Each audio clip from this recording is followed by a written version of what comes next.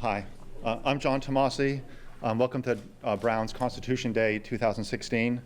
This is a Janus-style event, and our prompt question for our conversation today is, should free speech be limited on college campuses? Constitution Day is a result of a federal mandate passed in 2004, which requires that all universities that receive federal funding hold events on constitutional issues on or around September 17th, the day on which the Constitution was signed. It was, alas, an unfunded mandate. But we're very fortunate to have a donor who's been helping, a foundational donor, giving foundational support to the Political Theory Project, and especially to the Janus Forum that's sponsoring this evening's event. The donor is the Lacey and Larkin Frontera Fund. It's a very unusual fund. The fund was created by two journalists, Mike Lacey and Jim Larkin. In 2007, Larkin and Lacey were each arrested in their homes late at night in a dispute over journalistic freedom with the sheriff of the Phoenix, Arizona area, a well-known sheriff of the Phoenix, Arizona area. Larkin and Lacey sued the county, and when they won their case, they decided to take the settlement, a very significant settlement, and create the fund for funding events like the one we're having here tonight. And we're just extremely grateful to Jim and Mike for creating that fund.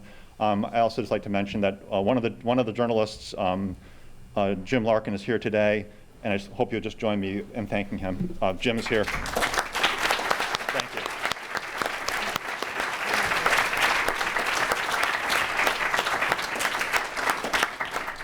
So as you know, those of you who have been to Janus events before, our idea is to have more than one speaker presenting more than one viewpoint on a prompt question. The question, we give our speakers lots of freedom. They can talk about constitutional issues if they like. We welcome them to do that, but we don't require it. They may answer the question straight up. They may change the question to make it better fit the ideas they want to express to you. And we invite them to express their ideas to you. They're each going to speak for about 25 minutes each. And as I was just telling both of them, what we really care about is not just that they're here. What we care more about is that you're here. And the idea for a Janus event is not to witness a gladiatorial combat between people who have perhaps different viewpoints, but rather our hope is that each speaker will come and present a view to you in its best light that they think of, that they're committed to, in the hope that they'll give you, each of you, the chance to think more deeply for yourselves about how you might think about these issues in new ways. So we reserve a lot of time at the end for you, for the most important part of the event, which is when you all will engage the speakers in questions. So our first speaker, so we have two speakers. Our second speaker will be Stanley Fish. Stanley Fish is a professor of law at the Cardozo School at Yeshiva University. He is the author of a new book called Winning Arguments, What Works and What Doesn't Work in Politics, the Bedroom, the Classroom, and what was the other one? Oh, sorry. Winning Arguments. He's a law professor, right, at the court. Winning Arguments, What Works and What Doesn't Work in Politics, in the Bedroom, in the Court, and in the Classroom. And our other speaker is Greg Lukianoff, who is the president of FIRE, the Foundation for Individual Rights in Education. We'll begin by hearing from Greg Lukianoff, please.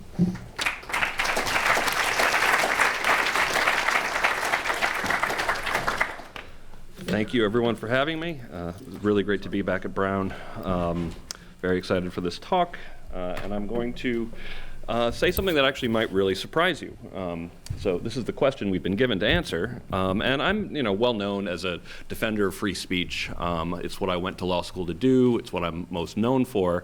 So you might be a little bit surprised that my answer to this, even though everybody on Twitter had said, obviously the answer is no, that free speech shouldn't be limited on campuses, is yes. Of course it should be. It's a weird question, and I think it gets to the myth of the free speech absolutist.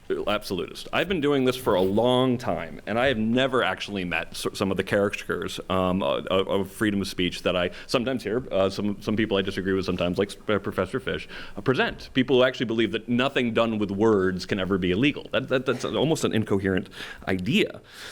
So there are two reasons why free speech should be limited on campuses, and two manners of doing it. I think it should be limited according to the exceptions to the First Amendment of the United States. Why? Not because I'm a constitutional lawyer, but because I actually think that as far as a body of law is concerned, as far as a continuous body of thinking about a particular issue, the jurisprudence around the First Amendment, while not perfect, is the best thought out way to maintain freedom of speech in the real world. There are exceptions, but they're very well thought out. They're very pragmatic, in my opinion, not in all cases. I have some exceptions that I think are imperfect, but I do think that when it comes to how you actually have deep pluralism, how you actually have free speech in the real world, the First Amendment law can provide a lot of guidance, not just into the legalism, but to the philosophy. And then, of course, there are those limitations on freedom of speech that are necessary to protect academic freedom. Now, that might sound like a contradiction, but I'll be explaining that as I go on. First, I'm going to talk a little bit about unprotected speech. And again, as I want to point out, I don't just think that these are things that are that they're unprotected because the law says so. I actually think these are pretty well thought out. And what we have in our constitutional system when it comes to the First Amendment is we have what we call a categorical approach. What that means is we define certain categories of speech that are either less or so my friends from high school, either less or more protected or unprotected. And so, for example, of speech that are not protected, for example, we have true threats. There's pretty much no society in the history of the species that has protected true threats in the sense of, I'm going to kill you.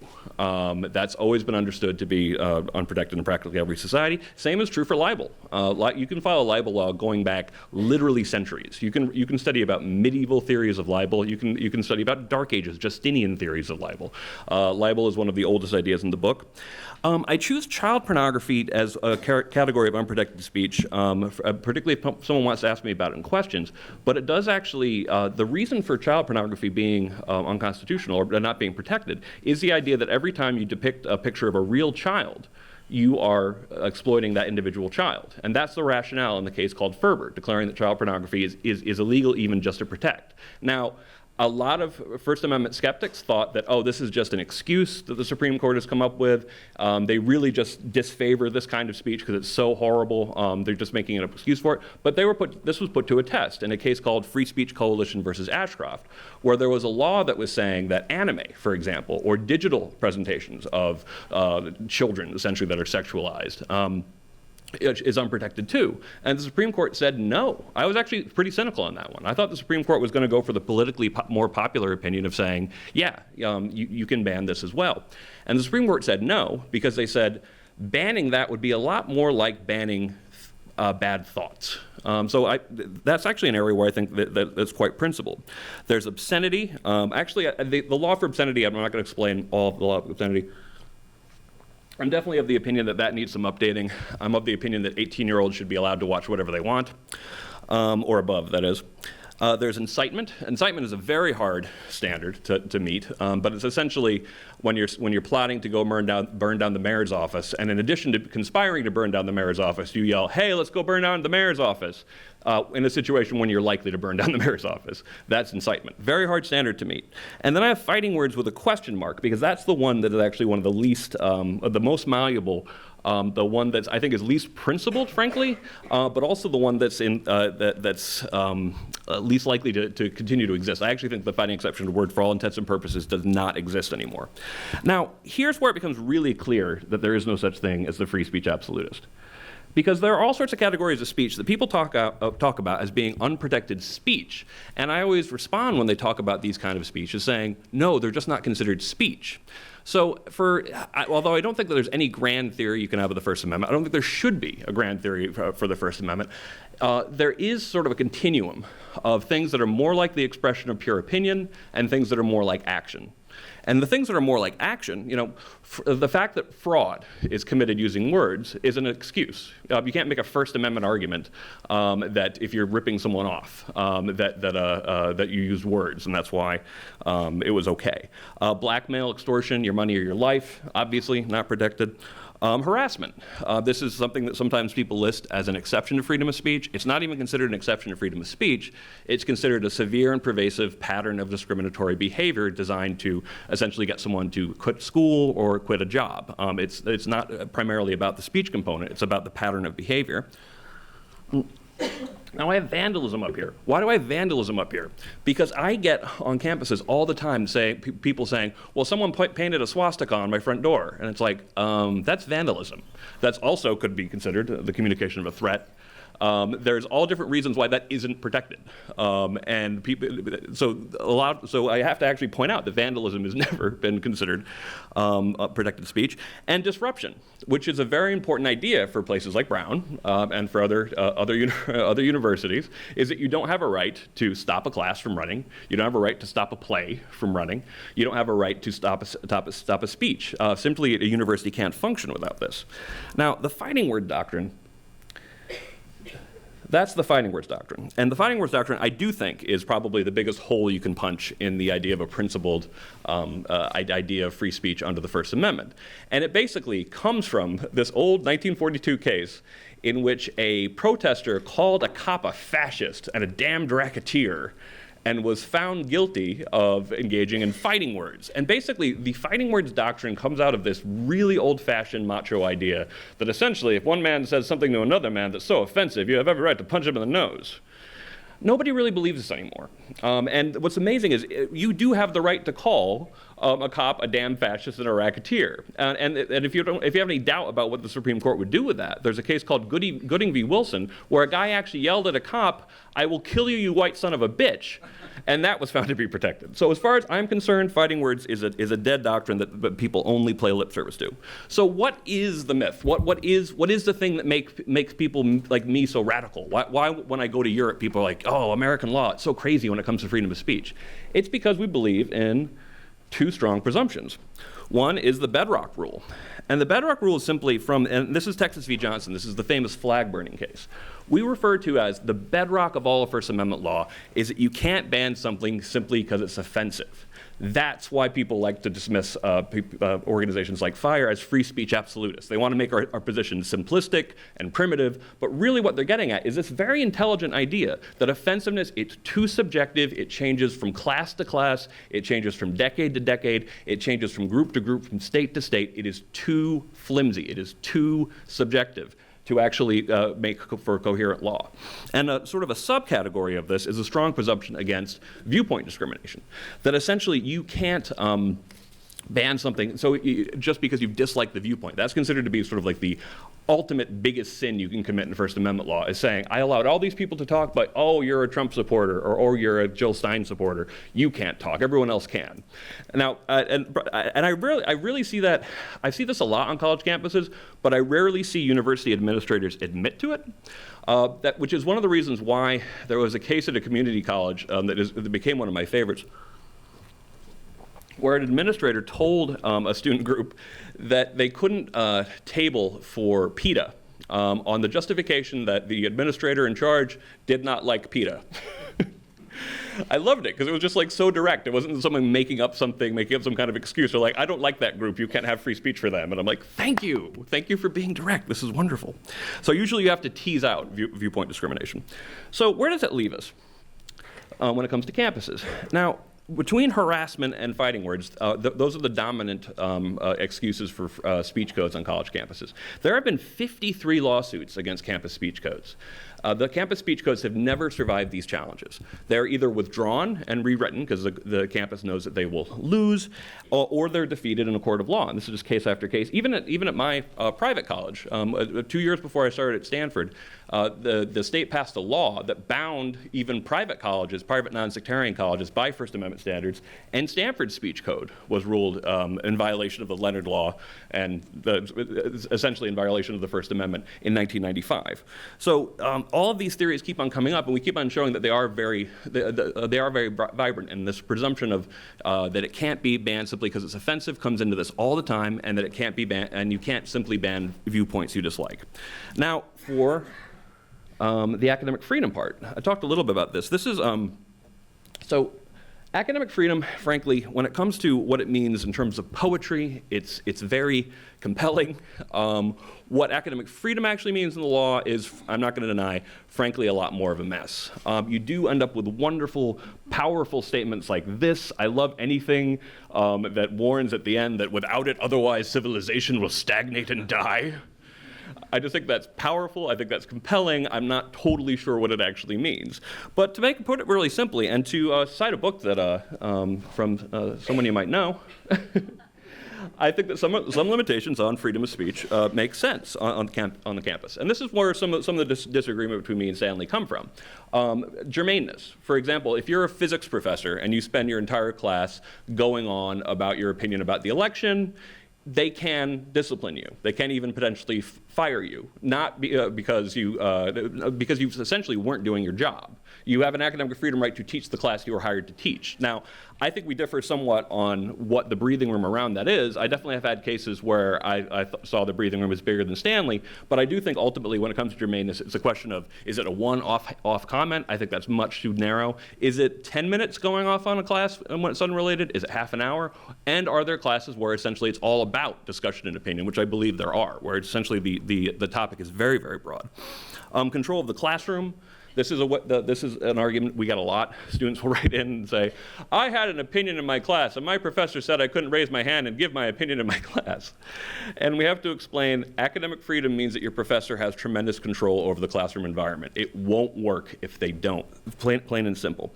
There's also the issue of professionalism. What the finer points are of professionalism are things that are not entirely clear, but I'll give you an example in the last 5 years of a professor who was not being professional. This got caught on video. This older hippie dude professor yells at his class for like 15 minutes and then moons them. And I'm like, yeah, that's you can get fired for that. So the last academic freedom part, don't say you haven't ever been tempted to moon your class, though. So violations of free speech or academic freedom. Functioning of the university is the last one, and this one's really important. When FIRE is going after university speech codes, when we're saying to universities that you have to bring your codes into line with the Constitution, we always have to remind them, you don't need a policy to say that if a student is doing a demonstration that disrupts the functioning of the university, that you can stop them. If it's preventing students from studying, if it's preventing classes from going on, you can always stop them. You don't even need a policy to say that. And so I just want to give you some examples of the kind of cases we deal with. And I do, partially to also set the stage, just for the fact that I know that there are hard cases in First Amendment law. I'm not pretending that there aren't. There are plenty of them. But the stuff that I deal with day to day on a college campus tends more to be on the ridiculous side. This case, for example, I know it's a scary looking book cover, but this is a book about the defeat of the Ku Klux Klan when they marched on Notre Dame in 1924. It celebrates the defeat of the Klan when they marched on Notre Dame in 1924.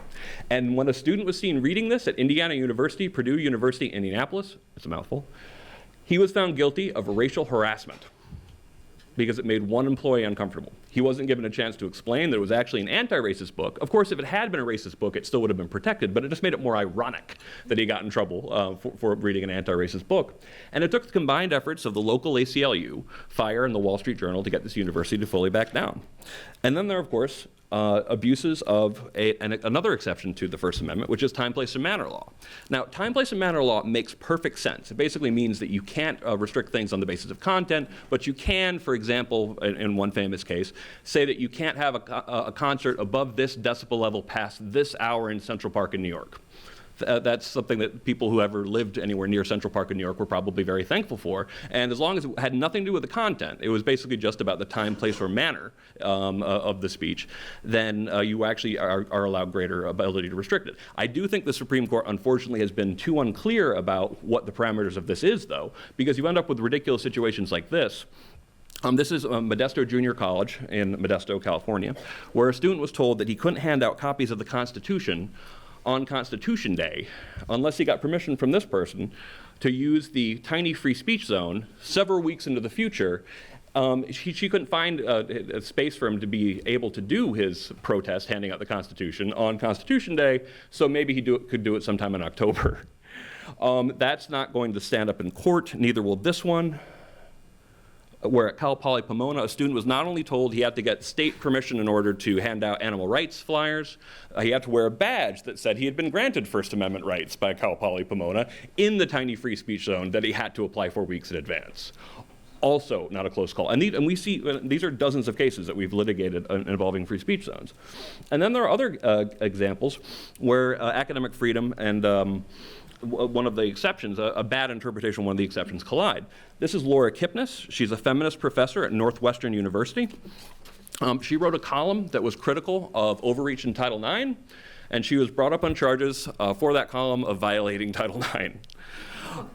She was not allowed to tell people that she was being investigated, and finally what ended up resolving the case was the fact that she took her case public. I find that's very useful. And just to quickly give you some more examples of things that are not protected and the sort of softballs I actually generally deal with on campus almost all the time. This is a professor who decided she didn't like someone's pro-life display, their protest of Roe v. Wade. They put up a lot of little crosses. And she told her students that they should go exercise their free speech rights to destroy that display. You don't have the right to destroy someone else's protest. That's not part of it. And she was actually fired for that. She did get due process, though, so I thought that was good. This is a case, actually, later on at Dartmouth College, where it's also a pro-life display, where another student showed his disdain for this pro-life display by running it over with his car. Yeah, dangerous, a bad idea. Also ironic because the guy had a coexist bumper sticker on the back of his car. I'm not kidding. So again, not protected, and nor should it be. Limiting that in the name of free speech. This is a case we talk about in our new movie, Can We Take a Joke? This is a guy who put on a play with the intended goal of offending everybody. It's an amazing case where students and administrators got together to buy tickets to send a lot of students to disrupt the play. And then unsurprisingly, it got really out of hand and they started shouting death threats on protected speech. And then, of course, there are the disruptions of speeches all over campus. Thankfully, so far, we haven't had one yet here. But this is one where the guy from Metallica, I figured they were just going after Lars because a lot of people don't like Lars, but it was actually had nothing to do with him. It was it was a dispute somewhere within the administration, and these are students actually rushing the stage to shut down this display. Again, you don't have the right to do that. Before I let Stanley go, I always like to give a little bit of homework. Definitely, I'd love if you would check out some of my writing on this topic. Consider joining Fired Student Network. We have a summer conference. We're going to have a really great guest speakers this summer. Brown recently went from having a red light speech code, a really bad one, to a yellow light speech code. So you're this close to being actually one of the better schools in the country, at least in terms of your code. And I think that you should get it to green. I think you should go all the way. Spread the word. Check out Can We Take a Joke? You might not agree with it, but at least it's funny. Encourage Brown to adopt the Chicago Statement on Free Expression. And most importantly, and this is something that I think could fix so many problems that we have with society today, make it a lifelong habit to seek out smart people with whom we disagree. If we followed that one thing, I think we'd be living in a much more bearable, much more intellectually productive society. And I'll leave you with this quote and my information. Thank you so much.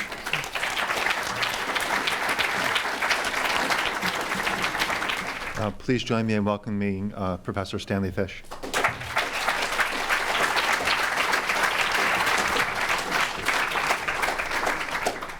Thank you very much. It's a particular pleasure to be here in my hometown. Every time I return to Providence, I feel my heart drawn to it more and more. As I was telling some boyhood friends last evening, at an excellent dinner. Something that I feared might happen has happened, which is that you have invited two speakers who more or less agree almost on everything. In my 2014 book, Versions of Academic Freedom from Professionalism to Revolution, I have an admiring, that is, I admire a quotation from one of Greg's books, and he has now returned the favor. So I'm afraid that whatever distinction there is to be made between us will have to be a distinction in emphasis rather than a distinction which draws clear battle lines. Although I do have a polemical title, which presumably he might not be pleased with, and that is, free speech is not an academic value. Free speech is not an academic value. And so I'm going to tell you what I mean by that. But before I do that, I want to say that underlying the debates about what is appropriate and inappropriate on our campuses are competing views of what a university is and what a university is for. And it's only fair that while you listen to me, that you be aware of my views on those two questions, what a university is and what a university is for. And they're not my views in a proprietary sense. I didn't make them up or originate them. They begin at least with the 10th book of Aristotle's Ethics, the great book, The Idea of a University by Cardinal Newman, a great essay by the European sociologist Max Weber called Science as a Vocation, a statement by a law professor at the University of Chicago in the 1960s, Harry Calvin, the 1915 statement of the American Association of University Professors on academic freedom and tenure, an essay by the French philosopher Jacques Derrida, who described university education and academic life as, quote, an economy of waste. And I think that's just perfect, an economy of waste. But my favorite in this list of predecessors to which I wish to join my own name now is Michael Oakeshott, a mid-20th century theorist, British theorist of philosophy and politics. And in an essay, again titled The Idea of a University, Oakeshott says this: a university is a place where the student has the opportunity of education and conversation with teachers and fellow students, and where the student is not encouraged to confuse education with training for a profession, or to confuse education with learning the tricks of a trade, or with preparation for future particular service in society, or with the acquisition of a kind of moral and intellectual outfit to see him through life. These are not the purposes of a university, according to Oakeshott. Instead, he says, a university has something else to offer the undergraduate, and that is what he calls the gift of an interval, that is, a time between. Here is an opportunity, says Oakeshott, to put aside the allegiances of youth without the necessity of at once acquiring new loyalties to take their place. Here is a break, I am still reading from his essay, in the tyrannical course of irreparable events, that is, of events that once taken then predict the future in some way that is inevitable.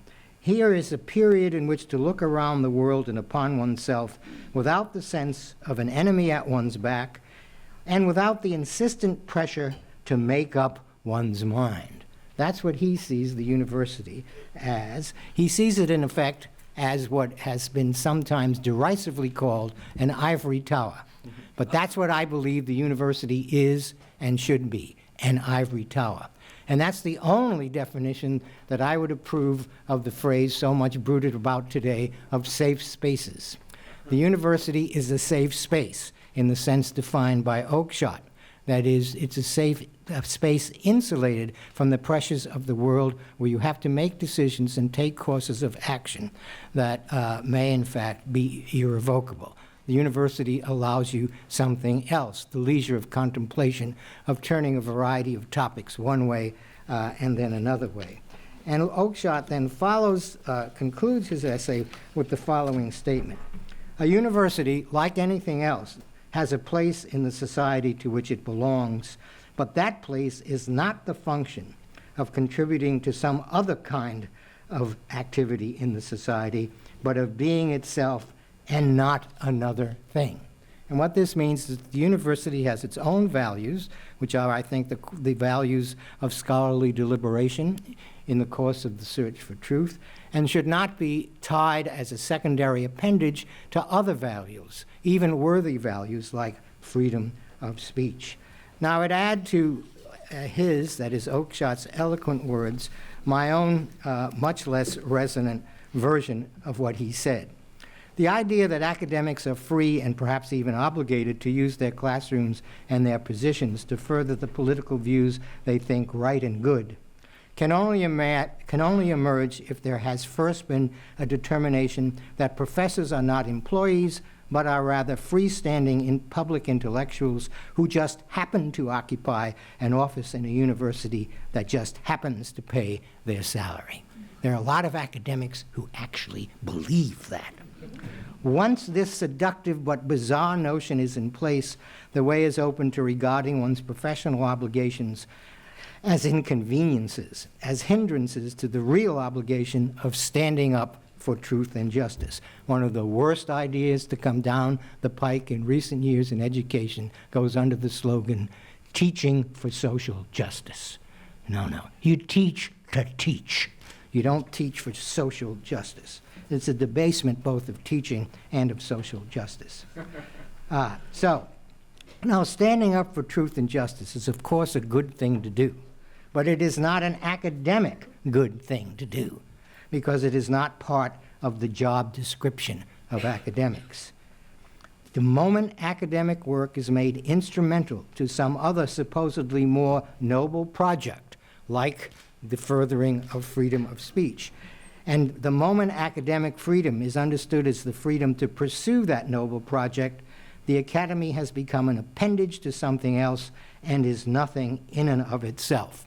The best statement of this that I've ever seen in action was something said by the provost at the University of Wisconsin just before the United States invaded Iraq in 2003. Many students at the University of Wisconsin were demonstrating in front of the building in which the provost office was housed. And he came out, and of course they were demonstrating, and what they wanted the university to do was to take a position against the impending war. The provost came out and said only the following: the University of Wisconsin does not have a foreign policy. And that is absolutely letter perfect. Neither does it have an agricultural policy or an aesthetic policy or a sports policy. It's not a Red Sox university or so it does not have a foreign policy. Now, unfortunately, many people in the university, including administrators, don't quite see this point, and one of them who doesn't see this point is your president, President Paxson, who in a September 5th op-ed in the Washington Post said the following: freedom of expression is an essential component of academic freedom. Freedom of expression is an essential component of academic freedom. That is false, for a reason that I will give you in a moment, although it is the same falsehood being retailed by 150 professors at the University of Chicago, several of them old friends of mine, who were reacting against a letter sent by the Dean of Students of the University of Chicago saying that we don't offer safe spaces or trigger warnings here, and we're not on the lookout for microaggressions, et cetera, et cetera. 150 of this Dean of Students colleagues were alarmed and wrote a letter in which they said, quote, the right to speak up and to make demands is at the very heart of academic freedom. Those people don't know the slightest thing about academic freedom. In effect, they don't know what they're talking about. Now, what's going on? The reason that I say this is because academic freedom is one thing, and freedom of expression, a noble idea, absolutely necessary to the functioning and building of democracies. Freedom of expression is quite another thing. Freedom of expression is a political ideal strongly related to other ideals like equality of treatment, equality of access, and a democracy of opinions and viewpoints.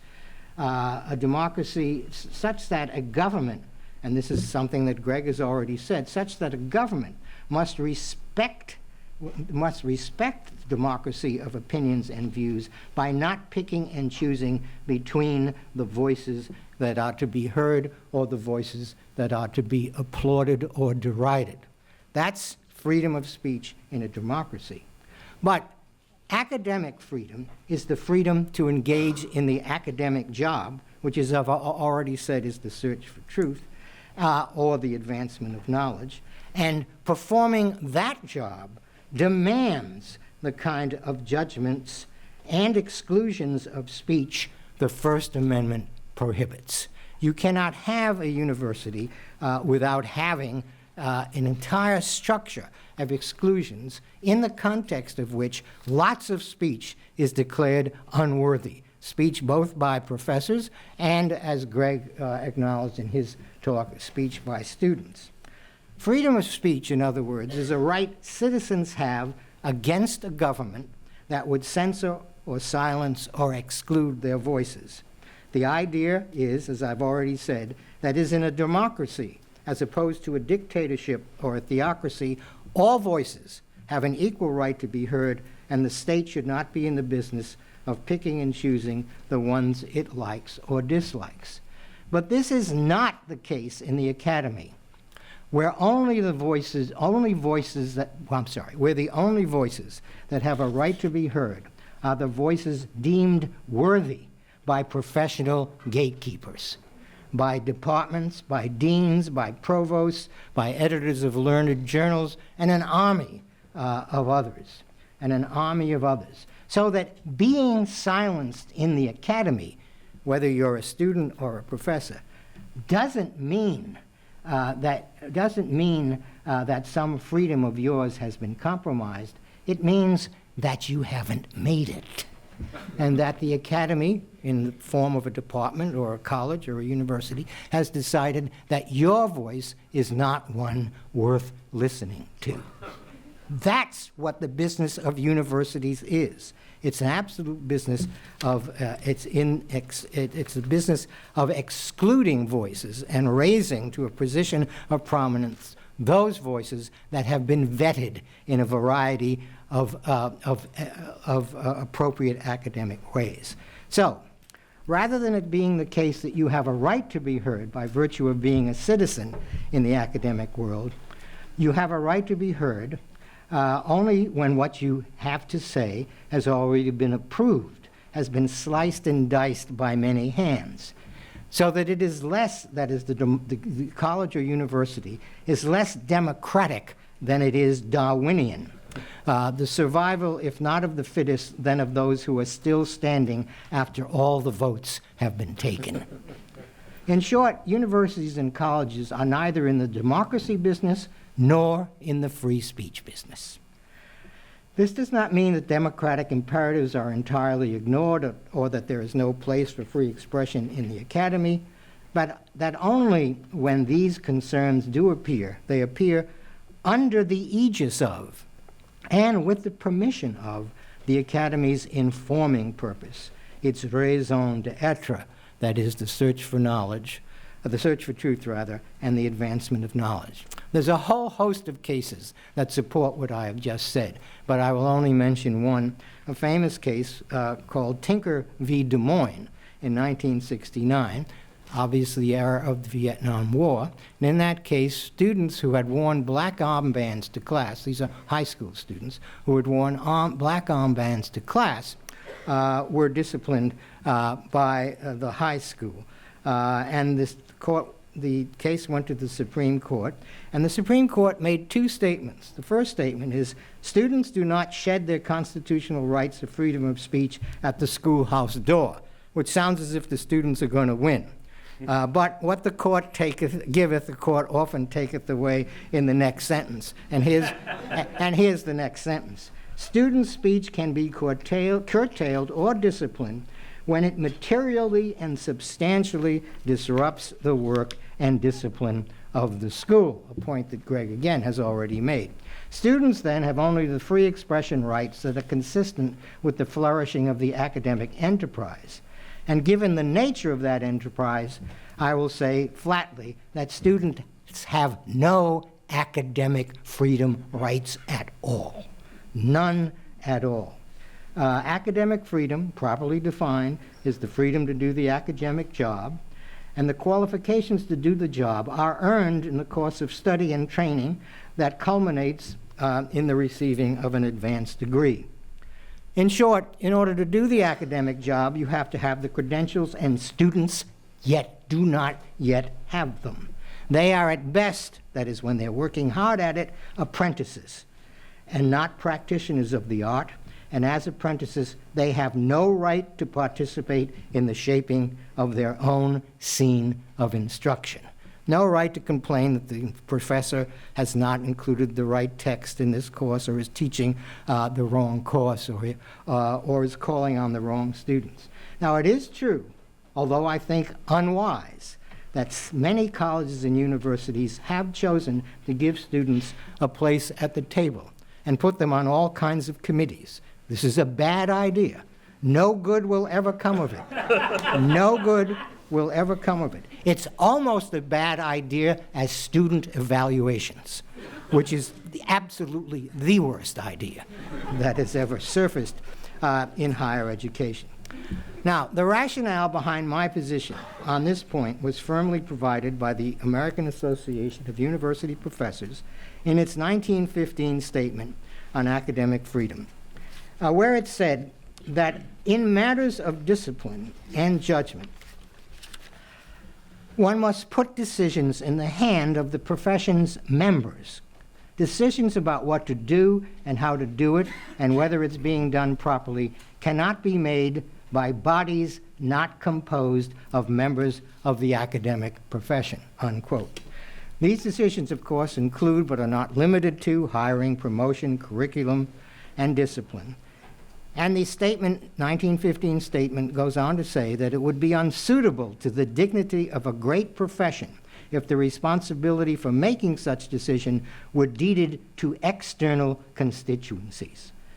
The profession has to have control. Again, Greg made this point somewhat less dramatically. The profession has to have control of its procedures and machinery, for if it does not, it has ceased to be an entity with its own integrity, and has instead become the instrument of goals foreign to its informing imperatives. I have no doubt that the authors of the 1915 AAUP statement, who included giants like John Dewey, would be amazed to read the list of demands presented last year to the president of Oberlin College by a group of Oberlin students. This is an amazing document, and every time I look at it, I am more and more amazed by it. And I'll just read, it's 18 pages long, but I'll just read to you a few highlights or lowlights. Demand is the big word. We demand a more inclusive audition process in our conservatory department that does not privilege Western European theoretical knowledge. In other words, this is a kind of anti-canon argument, a little late in the day, but still recognizable. We demand direct involvement in the process of hiring the new, and transparency, rather, in the process of hiring the new Oberlin College president. Let me tell you, as someone who has been on presidential search committees and has been a candidate, always unsuccessful, for university presidencies, that transparency is the very last word you would ever associate with that process. I don't know if Donald Trump is right when he says that everything is rigged, but I know that I'm right when I say that every single senior administrative search in colleges and universities is rigged. And if I had time, I could actually defend that. I don't think it's such a bad idea. We demand a structural change in institutional graduation requirements is another one. We demand that a mandatory professional development program be developed for faculty across departments in the college. that will help facilitate faculty's understandings of the ways in which radical capitalism, settler colonialism, and other forms of violent oppression inform and shape instructional methods for the disciplinary contents of their course. In short, we demand a certain kind of political training before we're going to let people stand up and teach in our classrooms. Just a couple of more. You already, of course, have the flavor of this, but it's so delicious in a way. We demand the renaming of these 4 academic buildings, followed by we demand the hiring and promotion of these 8 faculty members, followed by we demand the firing of an equal number of faculty members. That's this document, which ends by saying, these are not requests, these are demands. Boy, duh. Big surprise. Okay, so it hardly need be said that these are demands that would turn upside down the structure of university governance by giving over the university's resources to the implementation of student political aims. In the long history of the Academy's struggle to maintain its independence in the face of hostile incursion, the invaders of the citadel have usually been situated on the outside. The church in the 19th century, trustees at the beginning of the 20th century, industries that wanted to bend the academy to its mercantile purposes, to their mercantile purposes rather, donors and founders, state legislators, ambitious governors, and crusading senators like Joseph McCarthy.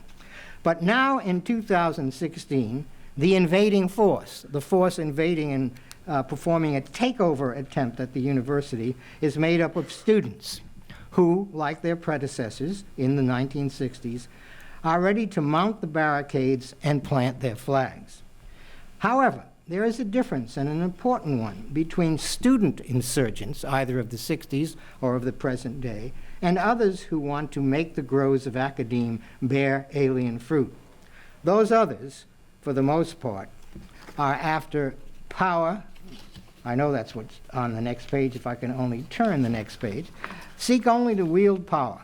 Students, and this is all to their credit, seek virtue and the improvement of the world. I mean, that's a nice idea. It has nothing to do with the academy, but it's better than the desire to take over the university so that it can serve the favored industries of the state. Now, you can see this ambition, the ambition to seek virtue and improve the world, on the first pages of the Oberlin Demands, where we are told that the college, quote, functions on the premises of imperialism, white supremacy, capitalism, ableism, sick and cis, sexist, heteropatriarchy, unquote.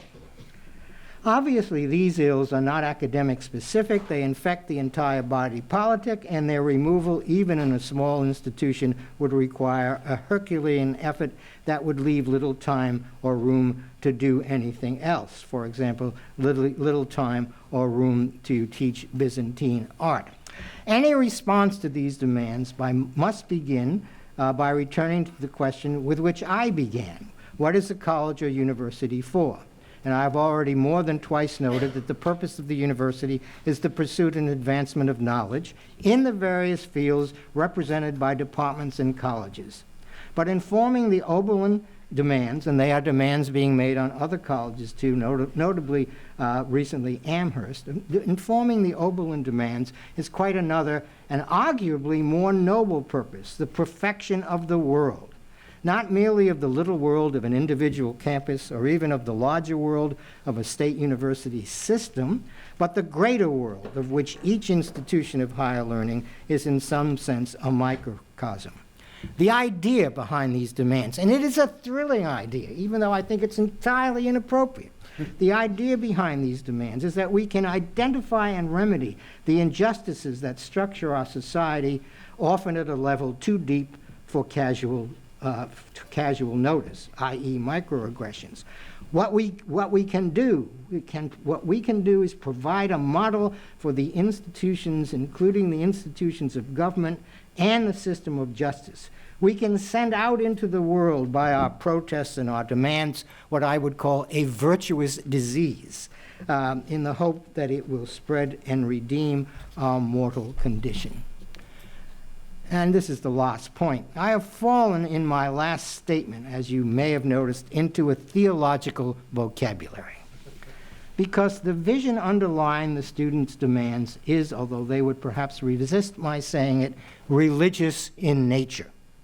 It is messianic in part, and certainly perfectionist in spirit, in the sense that what is envisioned is the progressive elimination of wrongs, injustices, discriminations, and invidious distinctions until we all stand on even ground and are allowed to realize our true natures and attain our most cherished goals. Perfectionists, or perfectionist progressivists, do not believe in original sin. That's their problem, from my point of view. They don't believe in original sin, and they hold rather to an optimistic view of the human potential and are in search of the political methods that will liberate rather than shackle benign, naturally benign human energies. This is just kind of Rousseau updated, as some of you have recognized. Perfectionism / progressivism could possibly flourish on either side of the political aisle, but as many have pointed out before me, its natural home seems to be on the left. And here is a political theorist named Joseph Talman making that point. The left proclaims the essential goodness and the perfectibility of human nature. And here is a conservative, William Vogel, editor of the conservative journal, the Claremont Review, making the same point, agreeing with Talman. Liberals, he says, believe in progress because they believe in a virtual circle. As a society becomes more free, it progresses, and as it progresses, it becomes more free.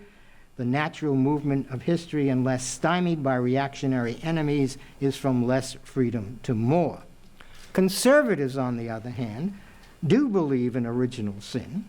Conservatives, and I am citing Vogel again, believe that they see little basis for the conviction that progress will reveal humans to possess unfulfilled capacities for reason, freedom, and love. Instead, and I am still quoting Vogel, conservatives believe that it is wise to take our bearings from the abundant historical evidence that human nature reveals astounding capacities for savagery, hatred, and idiocy. Therefore, while liberals want to make the world, and I am still reading Vogel, want to make the world a better place, conservatives want to keep it from becoming even worse. Now, the word that Vogel uses when he talks about this, and I agree with that word, is the constant work of maintaining civilization. He's interested in the constant work of maintaining civilization, which is quite different from the radical work of perfecting civilization. By that he means, and I agree with him, that in the absence of a view of history as something with an internal logic in the direction of the good, with a capital G, we had better take care to maintain the institutional arrangements that in the course of a history that has no teleology but only events, we have been lucky enough to hit on. That is, we should take care of what we have in some fortunate way managed to stumble on and keep it going. I believe that the liberal arts college, represented in its best form by Wesleyan, Amherst, Oberlin, Brown, is one of those institutional arrangements that should be maintained or preserved rather than perfected, because if you try to perfect it, you're going to ruin it.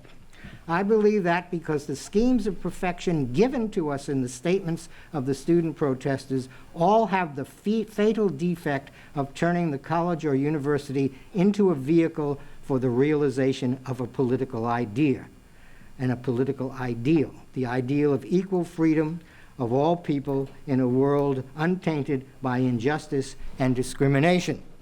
I do not quarrel with that ideal. I quarrel only with the assumption that it is the college or university's position or obligation to implement it. Not only do colleges and universities have their own job, and for the fourth or fifth time to inquire into the truth of things and to do so in a way that leads to understanding rather than to political action, but if colleges and universities allow their energies and resources to be put in the service of other jobs, no matter how worthy, they will lose their distinctiveness and they will lose any rationale for their existence. After all, if the academic life is just an extension of politics, why not just dispense with all the scholarly apparatus and get right down to the business of canvassing for votes and securing political power? Perfectionist progressivism is the enemy of what we have, and given that what we have here at Brown and elsewhere is a precarious achievement, it behooves us to hang on to it, even if, in the eyes of many, the liberal arts model is outdated, reactionary, and museum-like. It is sometimes said that postmodernist or deconstructive views of human actions, untethered to any foundational truth, are a recipe for relativism and nihilism. If there's nothing holding everything up or holding everything together, we can do whatever we like without fearing any ultimate consequences. But the reverse is true. If there is nothing holding everything up or together, we cannot rely on time and history to preserve and protect those things we cherish. And to use a phrase of John Milton's, would not willingly let die. If you like something, a way of life, a mode of being, a practice that captures you to the extent of being indistinguishable from you, then you had better work hard to ensure that it will still be around for you and for those who come after you who want to live that kind of life and not another. In a non-foundational world, no abiding fundamental truth is going to save us or save what we love.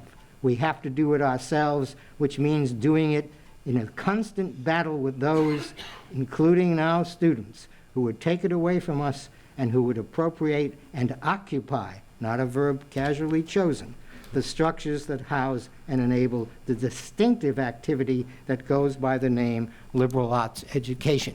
My entire message is here, as it has been for years, that the liberal arts activity is distinctive, and that its distinctiveness can only be maintained by hewing a narrow path and by resisting the siren song of political efficacy and the pursuit of worldly virtue. Thank you.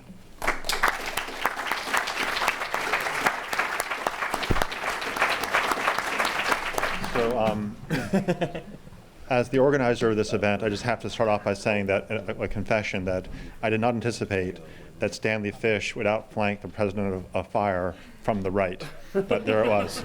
So we're going to turn now to the to our discussion part of the event, which is for us traditionally the most important part of the event. I just want to remind you that we write the question, should free speech be limited on college campuses, merely as a prompt for you. We also invite guests to speak and share ideas with you merely as a prompt to you. It's up to you to talk about things you want to talk about. We have long had a prize, many of you know, that we give at Janus events called the Hardball Question Prize. Many of you have seen the trophy. It's a small trophy with a baseball on the top. And the Hardball Question Prize is given to the student who asks the student or a faculty member who asks the question that best disrupts the premises of one or both of the speakers. I'm not sure I've been at a Janus event where we've been more in need, perhaps, of a student or a series of students to ask hardball questions and that kind of nature. So we're going to begin the question and answer period now. There are microphones. If you don't mind to go into a microphone, we'd really appreciate that. So we want to be recording this for our website. There's a microphone over here, and there's one over here. If you have questions, would you be willing to go to the microphone?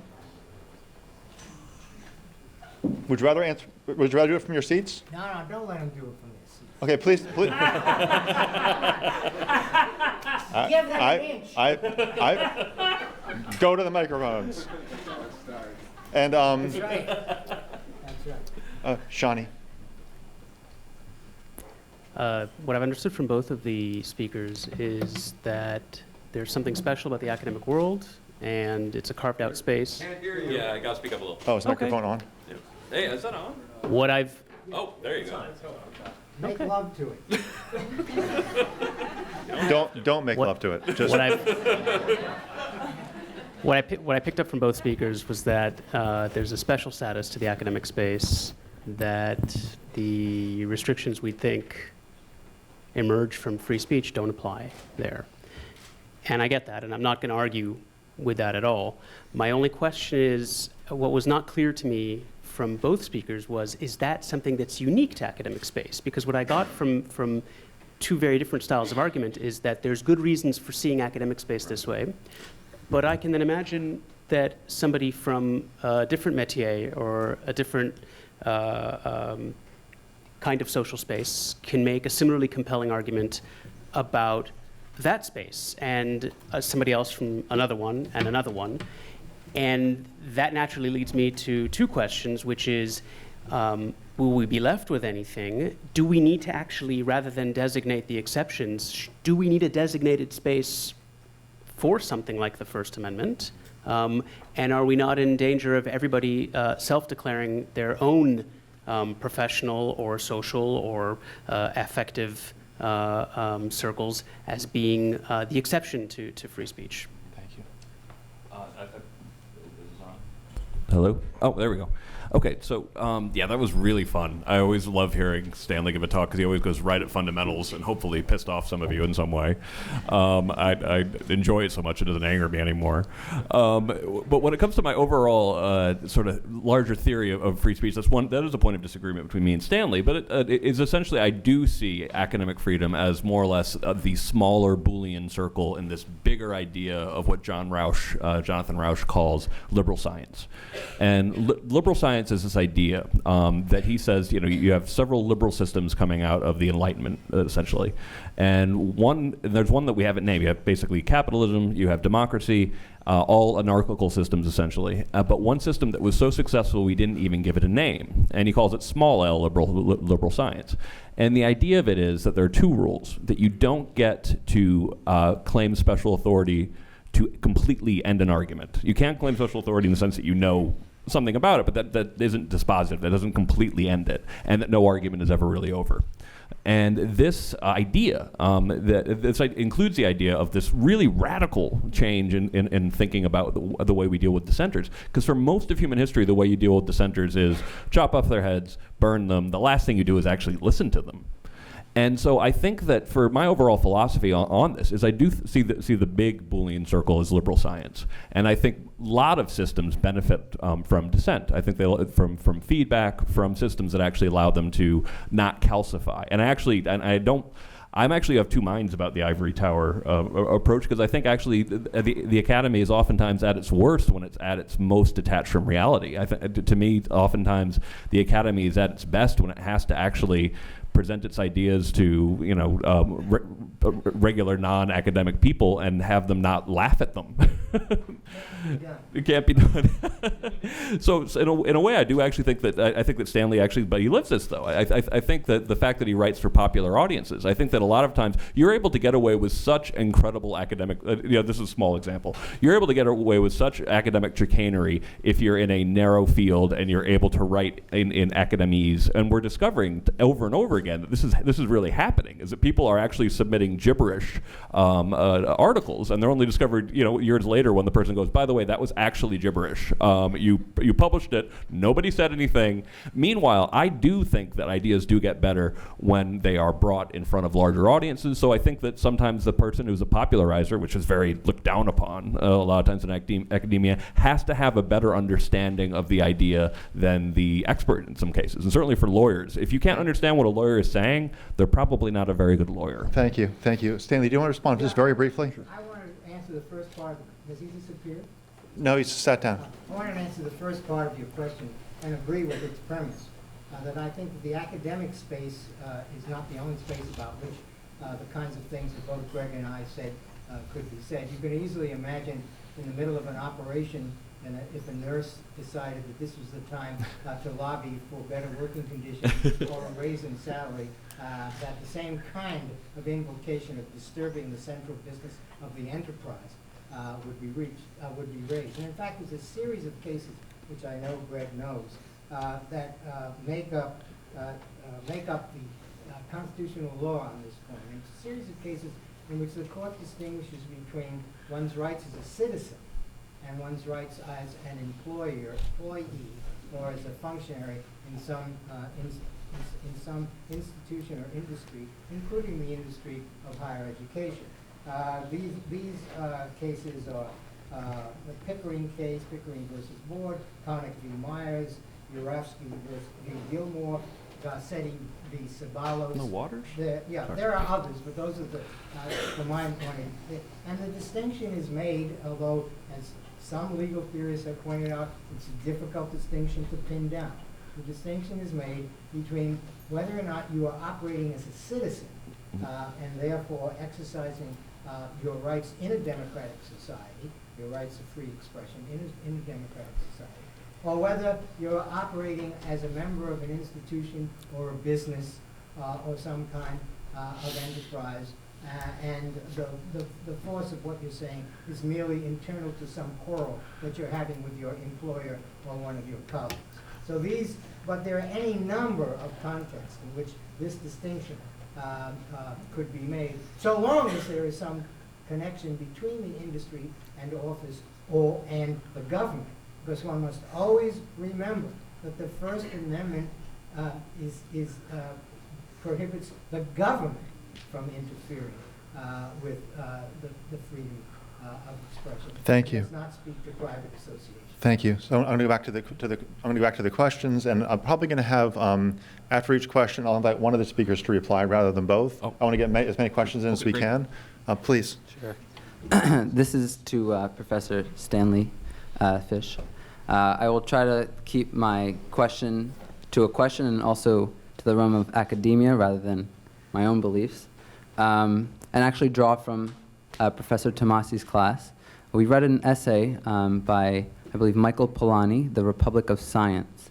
And your idea is that students should not be able to express their opinions and rather receive it from have it be passed down from the academics and maintain the preservation of knowledge.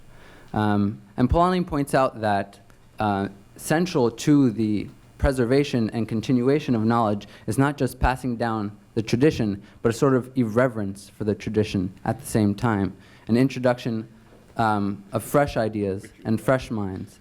And likewise, this is true in basically all biological systems where new ideas and new genes must be introduced into the environment for greater fitness. So I guess my question to you is, why do you believe that students should not be able to bring in their own ideas if they're irreverent? Well, I mean, any ideas, and yeah. Well, students, Thank you. I didn't say that students shouldn't express their own views.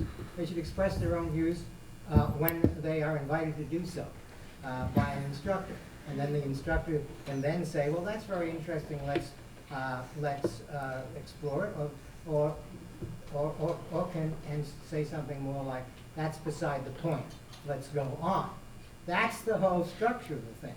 That's the whole structure. In other words, students have a right to their opinions so long as the instructor deems that the voicing of their opinions is at the moment helpful to the pedagogical enterprise. And that's it. Now, any general theory, and I'm a big fan of Polanyi's, any general theory on the order of your report of Polanyi, or even something worse, Paulo Freire, who should have never been read by anyone.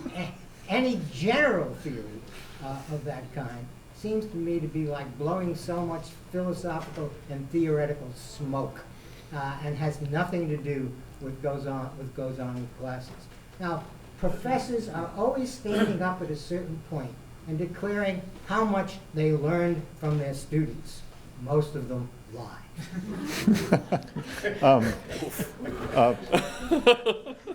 Brian, briefly, Bishop. Right. Most of the cases, especially that Stanley brought up, had to do more with kind of direct instruction or classwork. I think many of the conflicts that arise are out of a kind of the social milieu of the university, where often the question is that part of the academic enterprise? And if one views students as apprentices, which is within Stanley's description, I would say that the concept of apprenticeship did include that larger space. That potentially is a challenge to Greg, because if the powers that be decide that certain forms of expression would harm that other time, that space of the apprentices, then it ought to be within the purview of the institution, in loco parentis, or as the institution, to limit those for that might still be pedagogical reasons. Thank you. Greg, you want to answer that one? Yeah, totally interesting. And one thing that probably some of the cases that me and Stanley disagree the most on are ones that are called by the AUP extramural speech cases or intramural speech cases. That's a fancy way of saying a professor talking, on CNN, sometimes about an area outside of his area of his or her area of expertise. And intramural, which is someone saying inside the institution, hey, our president is a terrible president. And I am actually very strong on both intramural and extramural speech. Now, when it comes to restrictions on he's not. And when it comes to student speech, definitely in the context of the classroom, Stanley and I don't really disagree. In the context of outside the classroom, that's where we start to disagree. Because when a lot of our cases are students getting in trouble for speech codes. And it can be in the interaction at a party, it can be interaction in someone...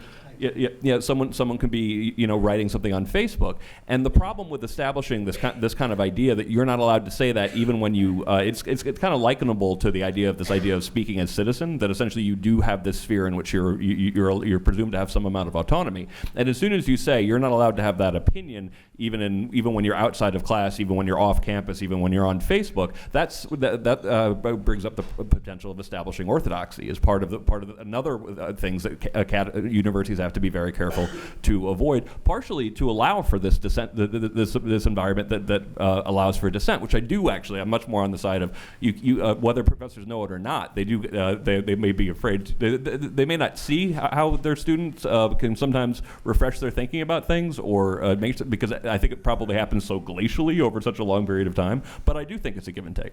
Just very briefly, Stanley, do you want to say something on that? I agree with most of that. Okay, thank you. We'll go on this side, please.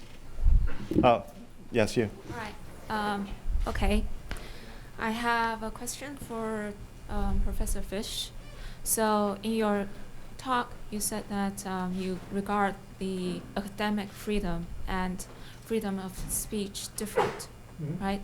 I was wondering how different they are from each other, because it seems to me that you cannot have any proper academic freedom without the freedom of speech. So if a society is widely ruled or dominated by a certain form of ideology, then the academic freedom are, in most cases, compromised as well. Not working, or is it working? Now working? Okay. I would here quote, but not from memory, I'm afraid, Kant's essay, What is Enlightenment? And in that essay, he makes a distinction between the way in which people discuss matters in public intellectual forums, what we might call today acting as public intellectuals, and the way in which, and he points out that kind of freedom can and is exercised, and he was speaking about the constitution of the government under which he lived, can in fact be exercised even if the government itself in its administrative and political actions is authoritative and despotic.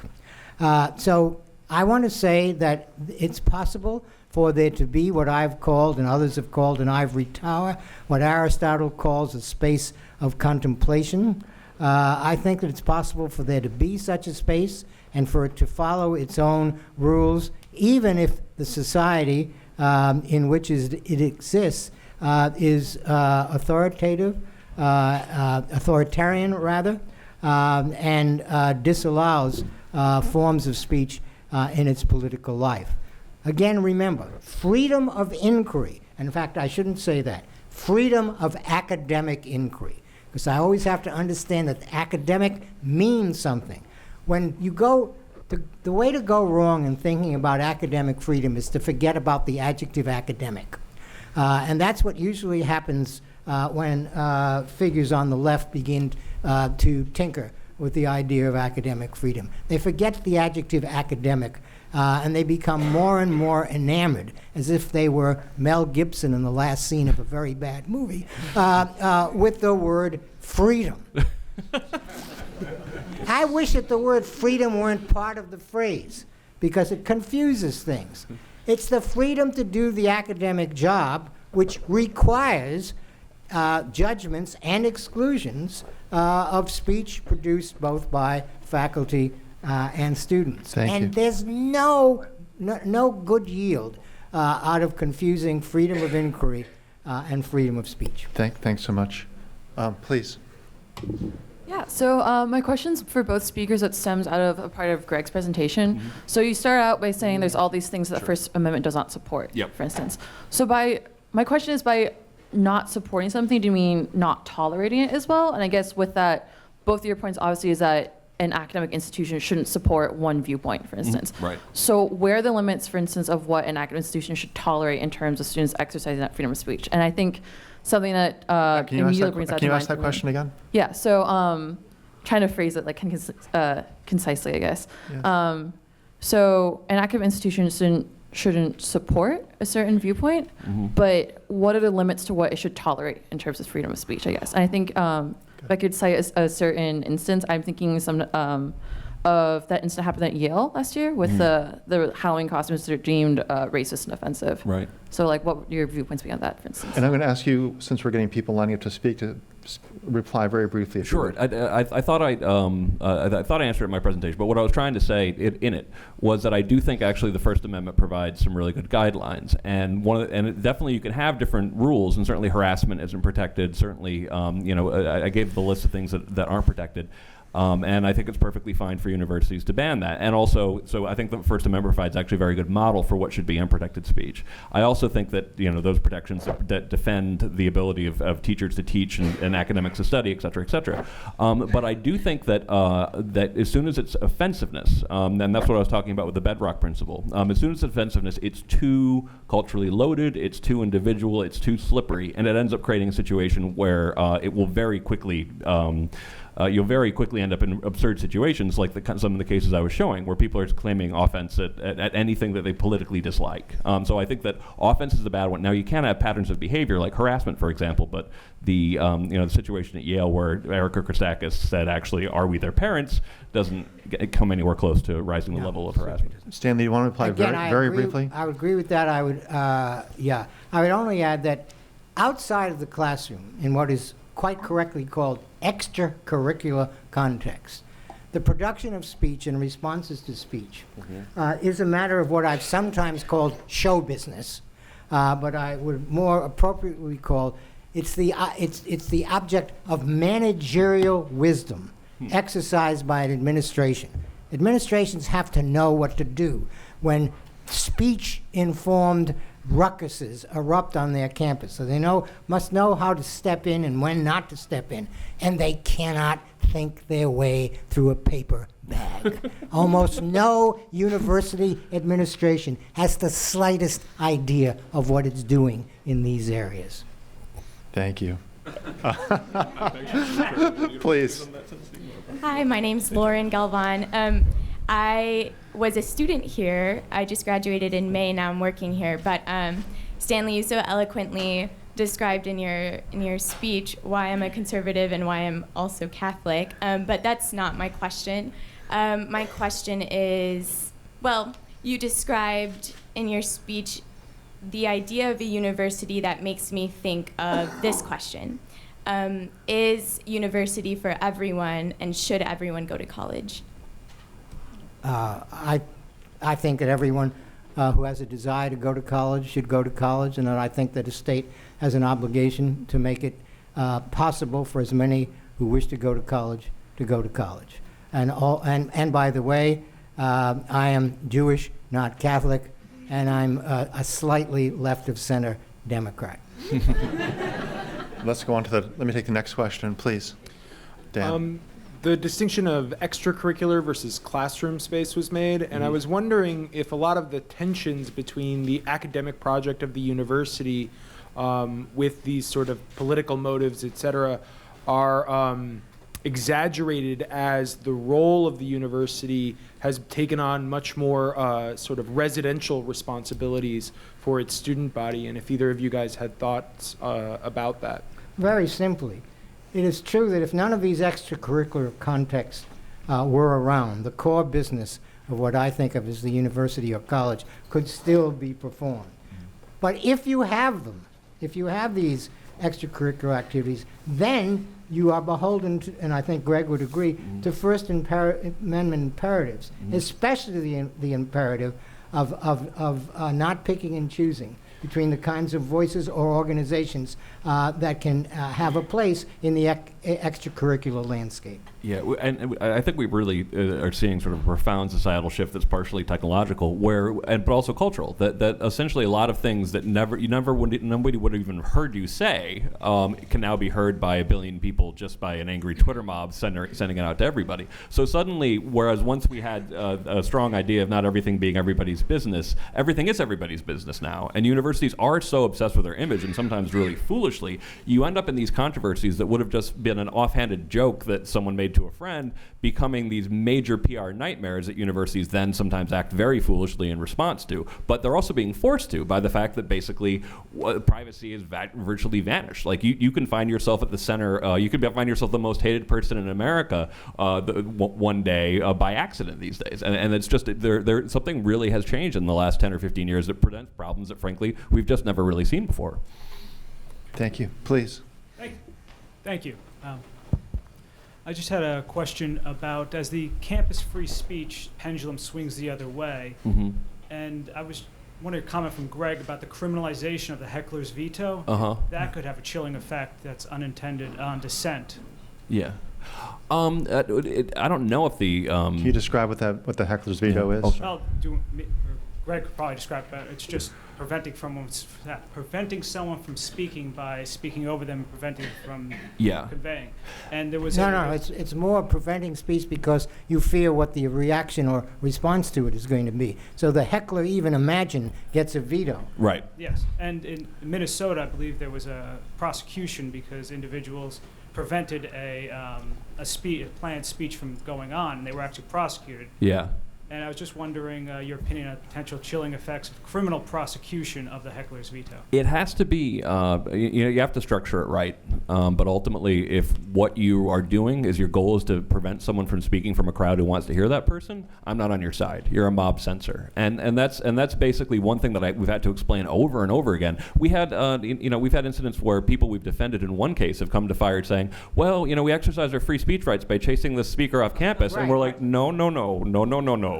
We're not on your side on that. And this goes to the functioning. Now, can I imagine some of these laws being structured stupidly? Absolutely. So I'd have to look at the individual Minnesota law. But ultimately, something that allows people to be able to make their point and give talks to the people who actually want to hear it, I'm supportive of it.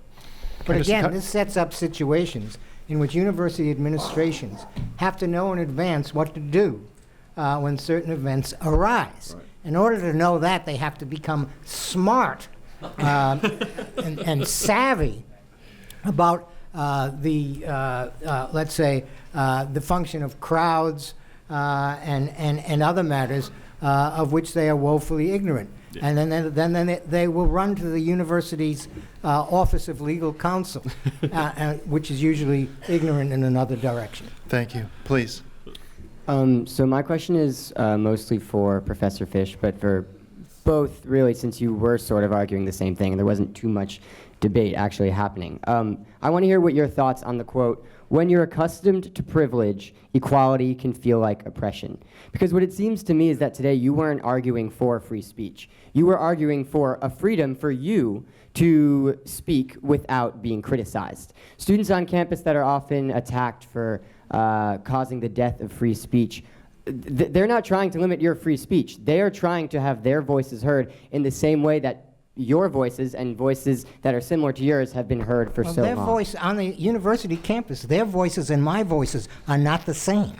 They're just not the same. Why not? Because I'm there in a position of expertise, and if I don't, in fact, perform that way, that is a legitimate complaint. That Why are you in... Let me finish. So sorry. That's a legitimate complaint. Let me interrupt for a second. I'm going to ask Professor Fish to continue, but I'm also going to give you a chance to come back in. That's a legitimate complaint that students can make, that they're being taught either by incompetent professors, that is, professors who seem not to know their subject or to be up to date, or by ideologically prejudiced professors.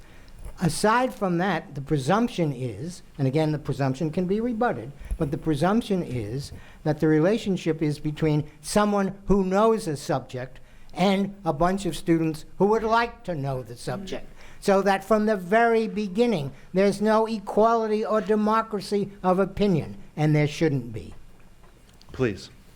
So I don't think any student really here is arguing with their professors about the laws of physics or you know, what some great like literary theorist has said. What I don't understand is why you are an expert on the experiences of students of color, of any sort of marginalized student at a university. God, strike me down if I've ever said a word about students of color. But that's what students are arguing. Before this moment, uttered the phrase. You didn't, and that's a very great strategy that you have used to sort of avoid the issue. No strategy. Students are arguing about their experiences at university, and you are trying to use this race-neutral language to silence them. Neutral is never a word that I would use or employ. I hate the word neutral. I have a three-part mantra, and this will be the last thing I say, I think. One, and this is to professors. Do your job. 2, don't try to do anyone else's job. 3, don't let others do your job for you. If you keep to those 3, you will in fact be performing as a responsible intellectual professional. And if you do that, more than not, your students will respect you for hewing to that line. Thank you. I think I want to keep, don't leave yet, please. I think that this is a really productive line. I want to actually stay for one more moment. Greg, do you want to respond to what the questioner's the question? Oh, I just think you should definitely read more of Stanley's work, because I think it is very interesting, particularly his work. Substantively to the challenge he's raising. Yeah. Can you respond to the challenge? What's that? Can you respond to the challenge that he's raising? He's raised a challenge to both views, and I want to know if you want to respond to the challenge that you raised. I just thought it was sort of non-responsive. What specifically were we talking about in here that had to do with silencing minority voices? I mean, what? Everything? When Professor Fish was reading that list of the demands from Oberlin students, I mean, sure, you omitted the ones that had to do with issues for students of color, but I mean, that's what it was all about. It's about having their voices heard. And you're saying it's the whole irony of this whole conversation is you're talking about students being scared or not wanting to hear like these, you know, not wanting to hear their professors say these ideas. When to me it seems that you are scared of these new ideas. You are saying the words cis, hetero, patriarchy in jest because you're scared of them. Look. Thank you. That's ridiculous. Absolutely silly. And you should, in fact, study harder before you say things like that. Look, the only thing that I'm saying is that the demands that students were making in Oberlin are A, demands about hiring and promotion and the restructuring of departments. That's not the business of students. Students have no competence in those areas. The larger issues, no, I said presidential searches are rigged. the larger issues that you raised are in fact important issues, and they can be studied in classrooms, and they are studied in classrooms over and over again. But classrooms are not the place to decide them. Yeah. And I do want, I'm finally starting to understand what you're saying, and thank you for clarifying. So probably the thing that saddens me the most about this debate is that you don't need a special amendment to protect majority opinions in a democracy. Majoritarian power does that. Majoritarian vote does that. Money does that. You only need it to protect minority voices. And case after case that FIRE deals with are minority students, are people who are either numerical or racial or sexual minorities, taking the full benefit of the First Amendment, and FIRE having their backs when they do. So I think that ultimately sometimes when some of the privilege arguments get constructed to be something that are actually anti-free speech, I actually think free speech is someone who believes in privilege as his best friend, because it ultimately is actually anti-authoritarian, ultimately. May I just twist on your question a little bit? So Stanley, both of you were emphasizing freedom of expression, and Stanley explicitly worried about social justice being a value that should not be taken so highly among students as part of their activities. But might someone say, similar to what perhaps you were thinking, that social justice is a requirement within which free speech gets its power?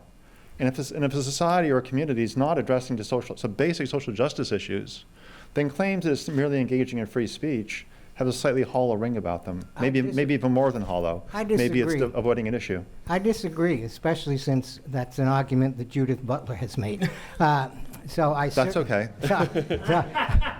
I certainly disagree. That is, just repeat my invocation of Kant's what is enlightenment, and say that the university or college classroom is a space with its own raison d'etre and its own protocols and its own activity to which it is dedicated. And those activities can go on even though in the larger society a great many crimes against social justice and other forms of justice are being committed. You cannot imagine the university classroom as a place where social justice is done or where social justice activism is encouraged and still be left with a university at all. Social justice can be studied in the classroom and you can talk about social justice concepts, but the moment that you take social justice seriously as an occasion for making a decision, walking out of the classroom and marching, manning the ramparts or womaning the ramparts, once you do that, you've lost the university entirely. And you may want to lose the university entirely. I've never said that higher education is something that should never be compromised in favor of something else. All I'm saying is that if you have it, you should have it and not something else. Thank you. I want to go back to the queue. Thank you for that exchange. Please. I don't know if I'm next in the queue, though. I'm sorry? Did you wait longer? Okay. Thanks. Thank you. So can you guys hear me? Yeah, that's no? not it's on. Does it work? It's on. Just be close, very close. Okay, I need to be close. I'm a postdoctoral fellow here at Brown. I'm just starting this year, so I guess I got my PhD last year. I guess that makes me entitled to some kind of academic freedom.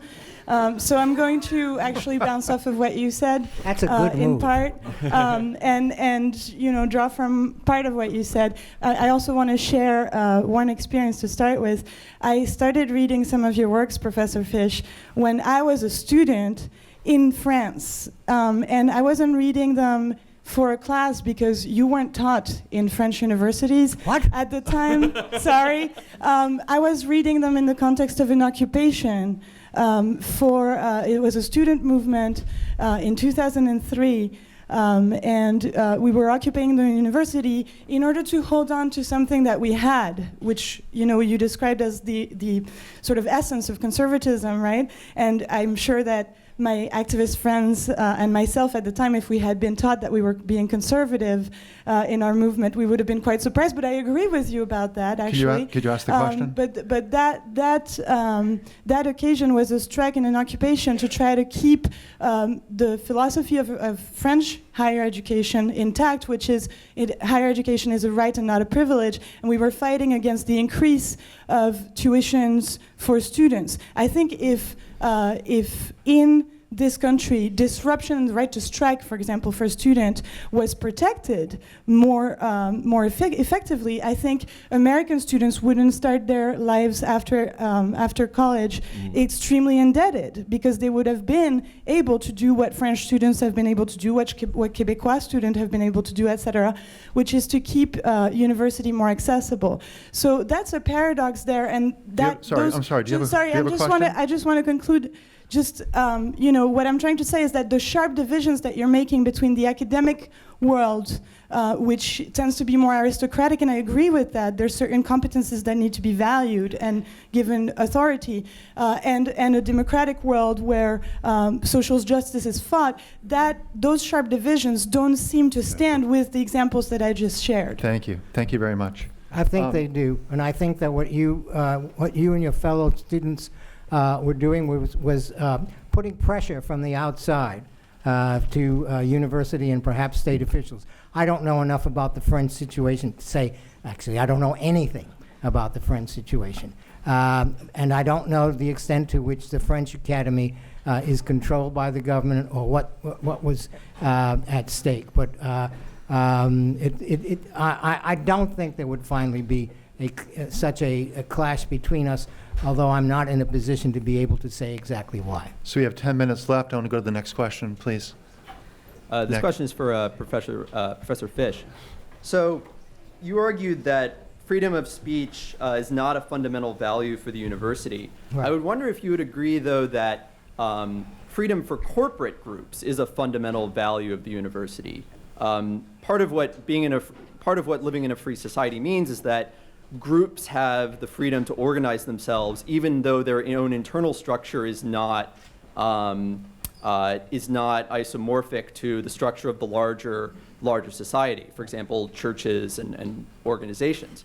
So I was wondering if you would. I think you should agree that that's a form of freedom that universities are committed to. And say that again. It wasn't clear. Wasn't totally sure. Corporate, the freedom of corporate groups, which is a kind of limitation on government power and a political value. How do you link that up with what a university is a corporate group? I'm not quite understanding your question. Are you thinking of clubs at the university? What kind of things do you have in mind? No, a university is an organization within a political society. It's not organized on the same principles as a free society because, as you point out, it's not it's not a democracy. Right. But part of what living in a free society means is the freedom for corporate groups. I mean, groups of individuals to organize themselves in non-democratic or illiberal ways. Not every organization in a free society has to be organized in the same way. So I'm wondering if you would agree that that's a political value that the university is. What's a political value? What's your the freedom of corporate groups to organize themselves as they see fit. And isn't that a political value that the university is committed to? I'm still not getting your point. I'll say this. The universities, when I think about universities, I think of them under the same set of restrictions and limitations that I've given voice to here before. For example, universities should not take a position on fossil fuels, even though many students at many universities are asking their university to divest from fossil fuels. Universities should not use their endowments in any way to make a social or political statement or to do good. That's not what they're in the business for. They are corporate entities, but they are corporate entities whose purpose is the extension and the protection of the academic ideal as I have tried to describe. Thank you very much. If you can ask your questions briefly and precisely, that'd be really lovely. Hi, my question is also for Professor Fish, and I think it's been answered a little bit in the past couple of answers. But I would like to question what you mean by neutral. I never used the word. Well, you said you hated it, and yet you say that universities shouldn't do good. And yet, how can they possibly... That's not being neutral. In other words, all I'm saying is that universities should do their own business. My argument is a professionalism argument. So you do define their own business as being neutral, or you don't? No. There's nothing neutral about it. That would when neutrality enters the discussion, it means that political alternatives have been surfaced and you're deciding not to be on either side. In my vision of the university, political alternatives never surface, except as subject matters for discussion. So neutrality as a concept doesn't enter the arena. Do you see what I mean? I see, yeah. That, So you're in other words, it's just doing your job. That's my entire advice. Do your job. Know what your job is. And don't fall into the trap so many academics are prone to, of thinking of their job in grandiose terms. Thus the title of the book, Greg so nicely flashed on one of his PowerPoints, the title of my 2000-something or other book. Thank you. Save the world on your own time. So we're going to have 2 more questions and then we're finished. Please. I have to say, I kind of envy your position, Stanley, because I would love to be an academic and to learn from my students. That is not my question, however. My question is, we are here at Brown University, which in 1969 changed its curriculum. How did it do that? And it made it into a much more interesting university. And it did that, from what I understand, by joining students, administration, and professors together in one group. Now, I wasn't there, I was here before that. But I do know that I envy the students who came after. And I wonder if we could talk to that time when, in fact, students had a great deal of opportunity to make changes in this very university. Thank you. Well, yeah, it's always nice to applaud pieties. Look, I've been on committees, search committees and other kinds of committees, where there was student representation. And I felt sorry for the students, because the students, first of all, felt that they didn't have that much to say, and then they felt quite correctly that no other member of the committee was listening to anything that they were saying. That's the way it is, and that's the way it always will be. My memory of Brown's transformation was the transformation of a ho-hum admissions office into a world-class strategic admissions office. That's, for me, is the great story of Brown University. It learned how to recruit good students better than anyone else. And that's a lot better than high-sounding phrases like social justice and community and all the rest of that stuff. I want to go on to the last, sorry, very, very super brief. Oh, just before we run out of time, the relationship between social justice and academic freedom, I think probably the most interesting extrapolation of that was actually in a book by Alice Dreger called To Galileo's Middle Finger, who just makes the point that you need academic freedom, you need academia to try to figure out what the actual solutions are. And it does have to have a certain amount of open-mindedness and a certain amount of academic freedom and all these kind of things. Otherwise, you might find yourself pushing up against the wrong tree. And she talks about how there is a relationship between the two, but it's not one pushing towards the other, it's the other way around. Thank you. Professor last question, Professor Josephson. 2 points of information.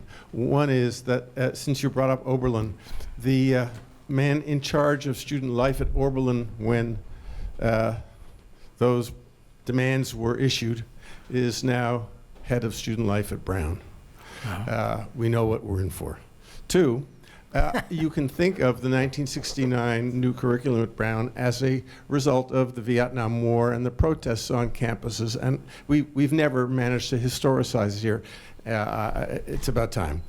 My question, would you be so kind, Professor Fish, as to send your talk to every member of our senior administration and our corporation? They need to hear it. They are living in an echo chamber, as the chancellor said to me, and they need very much to hear other opinions. Well, if this rose to the level of a talk, I would do it. But I just had a bunch of things come into things appear every day on this front. And I was just putting together things that had emerged, and I had to admit some things, like a horrible statement by the University of Minnesota Faculty Senate headline, "Free Speech Above All." So it happens all the time, and all I have here is a bunch of papers out of which I attempted to craft an intelligible 25 minutes. I'll just close by thanking all of you for taking time to attend this event this evening, and please join me in thanking our two speakers.